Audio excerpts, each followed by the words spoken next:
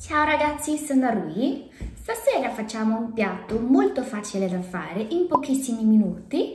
Io credo che sarà una ricetta che riuscirete tutti con pochissimi ingredienti. Gli ingredienti principali sarebbero i gamberi più la polpa di pomodoro. Penso che siano degli ingredienti facilissimi da trovare. E poi andremo ad aggiungere qualche condimenti e infine potremo ottenere un piatto talmente gustoso che vi farà super bella figura.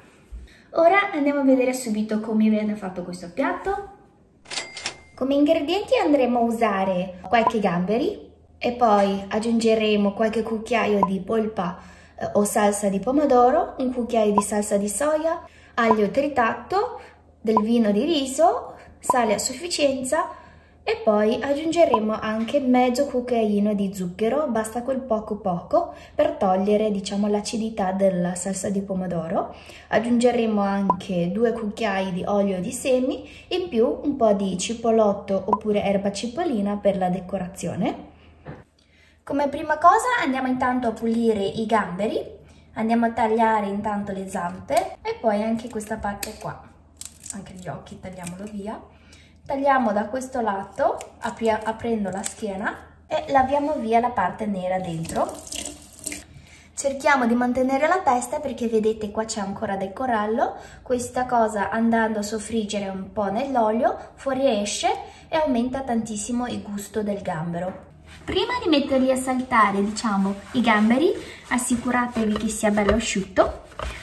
Usiamo un pezzo di carta da cucina, perché sennò dopo può schizzarsi tantissimo nell'olio. Ora siamo pronti a soffriggerli. Aggiungete l'olio nella pentola, lasciamo scaldare per bene. Sto facendo soffriggere i gamberi da una parte nell'olio, aggiungendo 3 fette di zenzero. Non mi ero accorta che non stavo facendo la ripresa. Comunque, appena vedete che da un lato è diventato rosso, giriamoli, facendoli soffriggere bene anche da questo lato qua.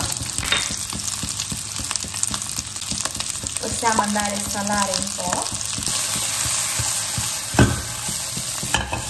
Quando vedete che da entrambe le parti siano ben soffritti bene, anche la carne è diventato bianco, che è un segno per dirvi che è cotto, intanto togliamo i gamberi.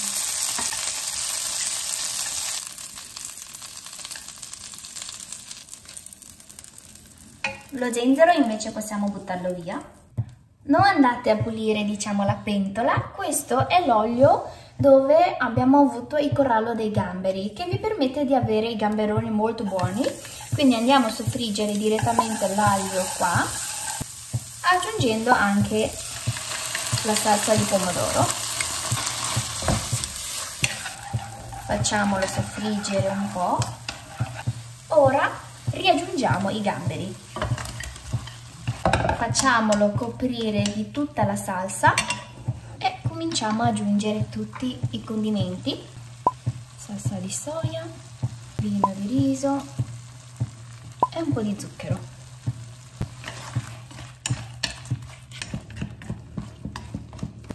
Facciamo bollire un paio di minuti i gamberoni nella salsa. Se non avete salato abbastanza, riaggiungiamo un po' di sale. I nostri gamberi sono pronti. Adesso, per fare una bella figura con il impiattamento, mettiamo i gamberi a cerchio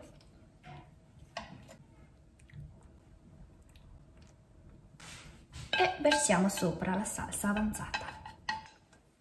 Guardate che bello! A questo punto dobbiamo solo mettere sopra qualche sfoglia di cipollotto per fare la decorazione. Ecco!